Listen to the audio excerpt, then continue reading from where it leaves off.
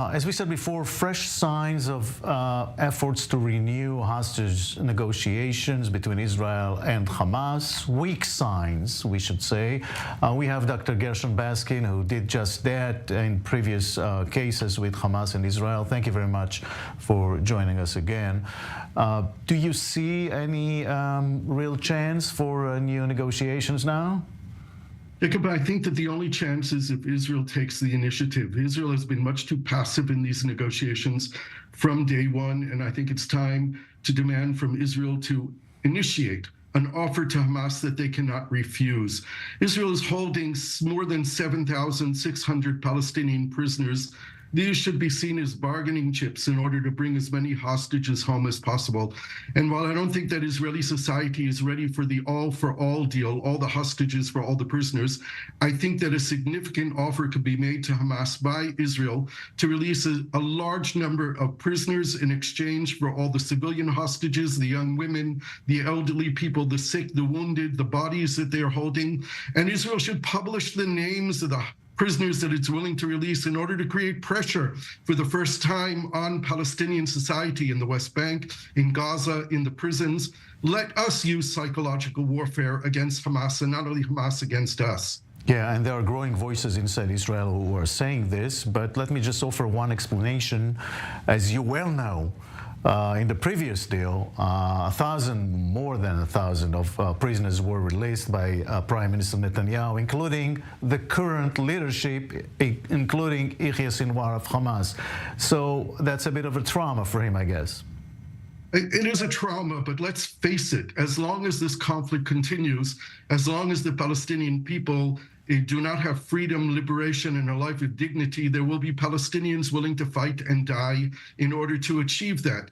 Yahya Sinwar is one person, but there are lots of potential Yahya Sinwars out there as long as this conflict continues. So we need to first bring the hostages home. We need to ensure that Hamas never can rule Gaza again. And then we need to be serious about putting an end to this conflict by entering into a genuine negotiation for a two-state solution. These things all go together. Otherwise, this is just another horrible chapter in a 100-year war that we've been fighting endlessly. It needs to look forward to a new day, a new page, a new beginning. Now, according to the reports I've mentioned before, in the air, they're talking about a rather thin category of hostages again. What are the chances of a major deal, not just another 10 or 20 women wounded and so on? Look, the only way to bring all the hostages home is the all-for-all deal. And this is a huge dilemma for all decision makers in Israel. But it's the only way to bring all the hostages home safely, those who are still alive, and we don't know how many of them are still alive. Hamas said this from the very beginning of the war. After October 7th, they said they're willing to release all the hostages for all the prisoners in Israel. I believe the deal is still on the table. I don't think that Israel is ready for that deal. And therefore, I say, let's at least make a deal, an offer, to release all the civilians, all the young women who are still there. There are 14 or 15 women between the age of 20 to 30. They're the elderly people, the sick and the wounded, the people who have been killed, the bodies. Let's bring home the body of Oron Shaul and Hadar Golden, and the two civilians, Avera Mengistu and Hisham Asayed, who've been there since 2014. Let's do something, take the initiative to push a deal through that Hamas can't say no to. They'll still be holding on to the soldiers until Israel is willing to do the all-for-all deal, or until Israel can rescue them through military search and rescue operations. Can Egypt and Qatar and possibly other countries put more pressure on Hamas to get moving? They certainly could. If the United States were to tell the Qataris that they have to inform the Hamas leadership in Gaza that if they don't deliver hostages, they will no longer be welcome in Doha, in Qatar. They would be expelled. But unfortunately, the United States sees Qatar as a kind of ally. The largest U.S. army base in the region is in Qatar. The Europeans want Qatari gas to warm their houses in the winter. But pressure can be put on Qatar to put on Hamas. The Egyptians are working side by side with the Israelis. We're fully aligned in terms of objectives with the Egyptians. The Egyptians would like to play a leading role in these negotiations, not Qatar. I think it's in our advantage to empower the Egyptians more than the Qataris.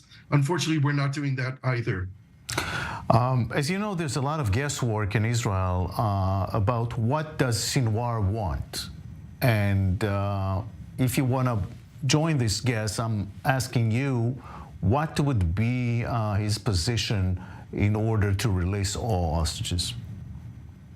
I think that Sinwar would release all the hostages in exchange for emptying the Israeli prisons. This is what he said.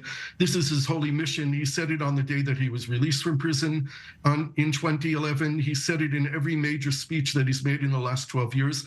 I think that Sinwar is disturbed enough to believe that he will emerge from this war alive and still in control of Gaza. Let him live in his delusions, and let's get the hostages home.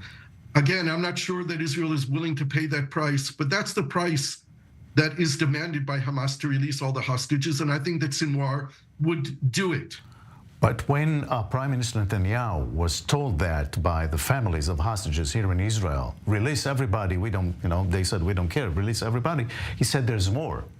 They want more. What about the future of Sinwar, the future of Hamas? That has to be part of his deal as well. But Sinwar is smart enough to know that no guarantees that Israel provides him that he'll stay in power and stay alive are meaningful to him.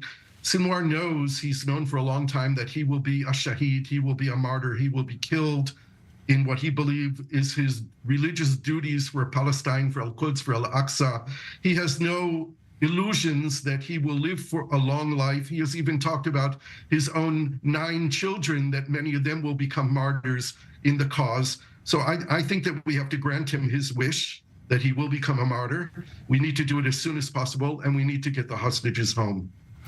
I'm curious because you know so much about it, the ins and outs of what's going on there between Hamas and Israel. What would be your message to the families who are now, as we've seen, are marching to the Knesset? They're so desperate. What would be your message to them?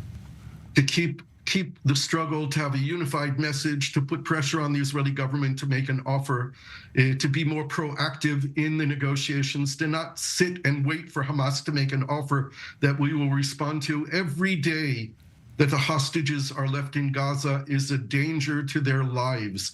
This is the message that they're saying. They know this more than anyone.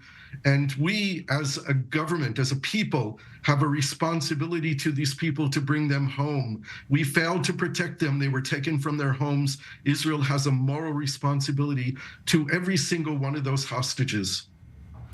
Dr. Gershon Baskin, I thank you very much. Thank you.